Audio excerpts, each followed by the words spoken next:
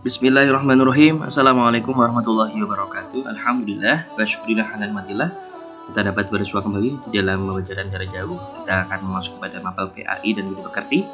Yang hari ini kita akan coba memasuki pada materi tentang saling menasihati dengan khutbah, tablik dan dakwah untuk PAI SMA kelas 11 bersama Bapak Hafid Khairuddin selama 1 semester ke depan.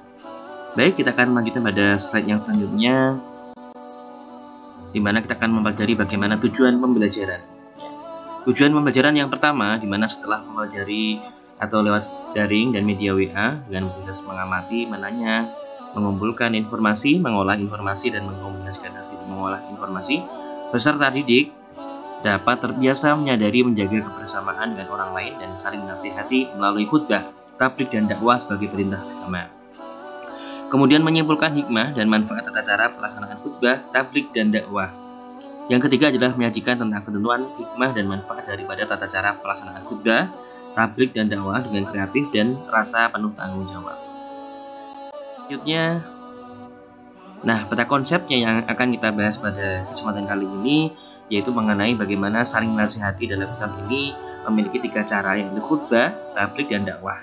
Sehingga siswa diharapkan bisa menelaah dan menganalisis khutbah, tablik, dan dakwah yang nantinya imbasnya akan terbiasa untuk bisa berdakwah di masyarakat.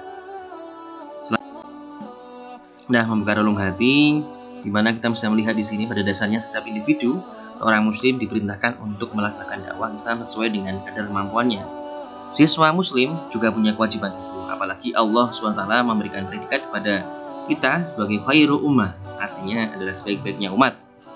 Predikat ini akan sesuai jika kita selalu berusaha di barisan depan orang-orang yang gemar berdakwah. Selanjutnya, dalil daripada banyaknya dalil atau ayat tentang hadis yang menyebutkan kewajiban dakwah. An Abdullah ibni Umar anna Nabi sallallahu alaihi wasallam qala ballighu anni walau ayat, rawahul Bukhari. Artinya, dari Abdullah bin Amr dituturkan bahwasanya Rasulullah SAW bersabda, sampaikanlah dariku walaupun 1 ayat.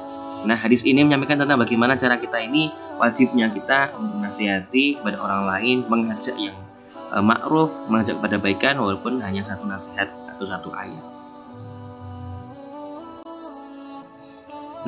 Sebelum kita beranjak pada materi inti, kita akan coba melihat tugas pertama. Siswa disuruh untuk menanggapi ungkapan pada berikut ini. Apa artinya kita menjadi umat yang terbaik kalau kita tinggalkan jalan dakwah? Ketika melihat kemungkaran, didiamkan saja, bahkan malah ikut-ikutan. Mari kita jaga predikat kita sebagai umat yang terbaik ini dengan terus berdakwah. Silakan ditanggapi nanti di dalam Google Classroom. Selanjutnya,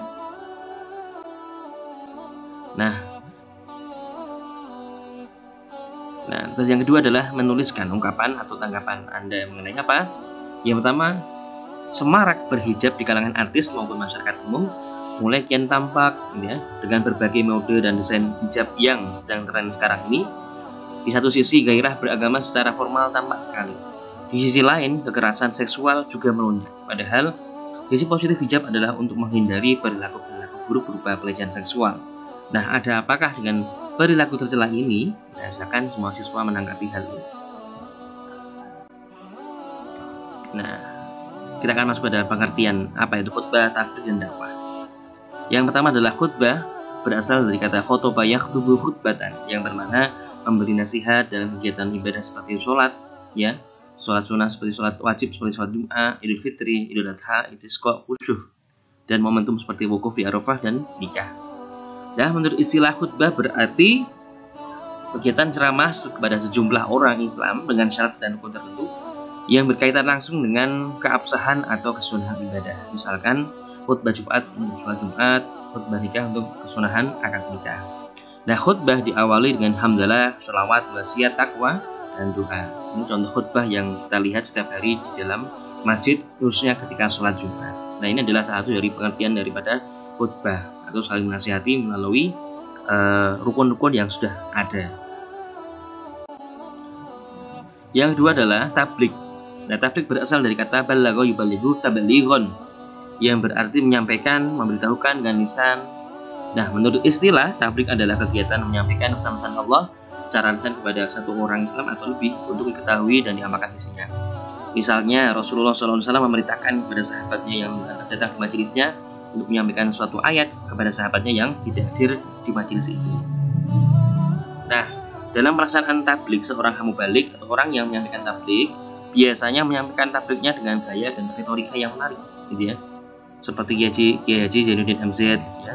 Seperti Ustadz Adi Hidayat, Ustadz Abdul Somad, gitu ya.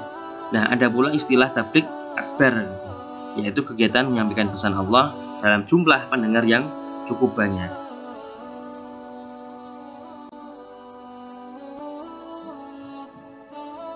Selanjutnya yang ketiga adalah dakwah berasal dari kata da'a yad'u da'watan, yang artinya adalah memanggil, menyeru, mengajak pada suatu hal. Menurut istilah, dakwah adalah kegiatan mengajak orang lain, seseorang atau lebih ke jalan Allah Ta'ala secara lisan atau perbuatan, di mana di sini terkenal dengan adanya dakwah bil lisan dan dakwah bil hal. Nah, kegiatan dakwah bukan hanya ceramah tetapi juga aksi sosial yang nyata, misalnya santunan anak yatim, sumbangan untuk membangun fasilitas umum, dan lain sebagainya. Jadi dari 3 macam ini khutbah tablik dakwah ini sama-sama memiliki esensi untuk mengajak kebaikan, hanya dengan perbedaan 3. Kalau khutbah ini memiliki syarat dan rukun tertentu, ya sebagai bukti atau sebagai salah satu wujud keabsahan suatu amalan, ya. Kemudian kalau khutbah, ya, kalau tablik ini lebih cenderung pada jumlah orang, ya. Walaupun itu orangnya satu atau banyak. Kalau tablik lebih banyak melihat banyaknya jumlah yang hadir, gitu, pendengar yang banyak. Kalau dakwah ini tidak terbelenggu atau tidak terpaku dengan beberapa jumlah, ya, tidak terbelenggu dengan kuantitas, tidak terpaku pada jumlah, tapi justru malah lebih fleksibel dan bisa dilaksanakan dimanapun dan kapanpun tanpa harus ada rukun dan syarat seperti khutbah. Nah, mungkin itu ya atas atensinya. Kami sudah terima kasih. Semoga pada pertemuan kali ini dapat memicu daya ingin tahu kita untuk menelaah lebih jauh lagi tentang apa itu khutbah, tablik, dan dakwah.